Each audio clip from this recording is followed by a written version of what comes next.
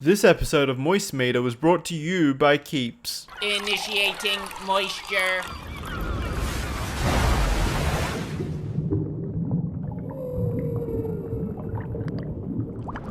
Welcome to the Moist Meter. Today we're taking a look at My Hero Academia Heroes Rising. This is the second movie from the My Hero anime franchise, and the first one was great. This one's even better, I think. Now, it's not canon, and I'm of the firm belief if you're gonna make something that's not canon, just go fucking hog wild with that shit. I don't care if it makes sense, just make it fun and over the top as fuck. Bring in time-traveling space pirates. Have the main characters steal the fist of God. I really don't care, because it's not canon. Just make that shit memorable. And that's exactly what this movie does. I'll get the only negative out of the way about the movie. The narrative, it's weak. The narrative's not great, but what the narrative does is it allows the stage to be set to have every member of the class come in and showcase their talents and their quirks and have them work together, team up against these 4 new villains, which are all pretty cool.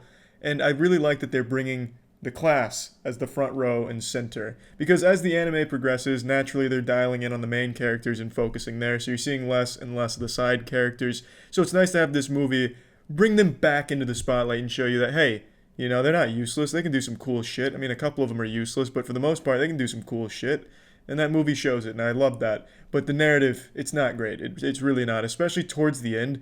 Towards the end of this movie, they are really pulling some fat shit out of their ass. They're going 2 fists deep and just yanking as much shit out as possible. It's really fun, and man, that final fight is super beautiful to look at, but it makes no sense. And when they try to explain some of the nonsensical shit, it's weaker than a 20-year-old condom. It is just, by all definitions, some ass pulling, which is fine because it's not canon, comes with the territory, and it just showed you some really fucking awesome shit. So it's not that big of a deal that they don't have a real explanation or excuse for why certain things happened. But I mean, fucking Deku and Bakugo died 15 times in this movie. Spoiler alert. When you see them on screen, their death is soon to follow. But they always get brought back because explanations.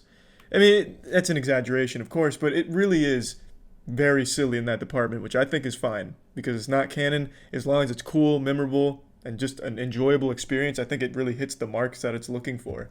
I do think if you haven't seen the show, there's really not a whole lot here for you because part of the fun of this movie is seeing those characters that you haven't seen in like 2 fucking seasons contributing again, doing cool shit again, and I really enjoyed that. I felt like the gang was getting back together, you know, getting back on the ice, ready to play a couple more hockey games here in the big league. So that was really enjoyable. Another complaint I did have, there's 4 new villains introduced in this movie, but only 2 of them have any stage presence at all. 2 of them are just thrown away almost immediately. There's 2 villains in that group that I think had 3 lines of dialogue and 5 minutes combined of screen time. So I just kind of wasted on those 2 because I think they were really cool and I think their quirks were pretty interesting that they didn't explore at all. They're just kind of used as a little fleshlight and punching bag tossed to the side, which I think is a bit of waste of potential. But the 2 villains from the group that did stand out really fucking stood out. They were really great, especially the main bad guy, 9. I think he was fantastic. Intimidating, menacing, and just a really great final boss fight. And that final fight lasts like 45 minutes. That's the bulk of this movie, is just the last fight, and it is beautiful every second of the way. And that's when all the heroes are really firing on all cylinders, doing some cool shit. I was very pleased with the movie. There is a lot you could pick apart, especially when you come to the narrative side of things and some of the decisions they made. But why the fuck would you? It's not canon in the first place anyway. So just let them have these explanations. I would have been totally fine if the way they excused it was at the end it was all a dream. I wouldn't have even fucking cared at that point. It was just a really enjoyable experience. The animation here and that final fight is gorgeous. Absolutely gorgeous. I'm a sucker for that kind of shit at the end where this climactic battle has like 9 different acts to it all over the course of 45 minutes. And then towards the final act, they just cut everything. And it's just ambient noise and music. I love that. I love that shit. Overall, very enjoyable. Movie was hype as fuck. Plugging us into the Moist Meter, I'm giving My Hero Academia Heroes Rising a nice 85%.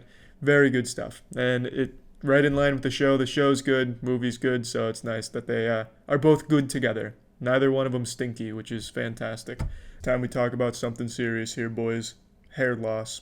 Nothing to be embarrassed about, but it's also something you don't have to deal with. Statistics, and I'm not using these to scare you, but statistics say 2 out of 3 men will experience some form of male pattern baldness by the time they're 35. That is unacceptable, I say, especially when there's other options out there. I'm talking, of course, about Keeps. Keeps will help you keep that beautiful lion's mane looking beautiful. They offer actual treatments, real, scientifically proven effective treatments. None of that pseudoscience garbage you'll find on the internet about, rubbing motor oil in your skull to help with preventing hair loss. None of that. Real, actual, proven, efficient, effective treatments. Keeps treatments are up to 90% effective in preventing hair loss. You can also talk to a doctor through Keeps to get medication prescribed and delivered right to your doorstep. There are plenty of steps you can take using Keeps to help combat balding, male pattern baldness, hair loss, whatever you want to call it. There's steps you can take. So if you're interested and ready to take action, go to keeps.com/moist to get 50% off your first order. That's keeps.com/moist, or just click the link in the description.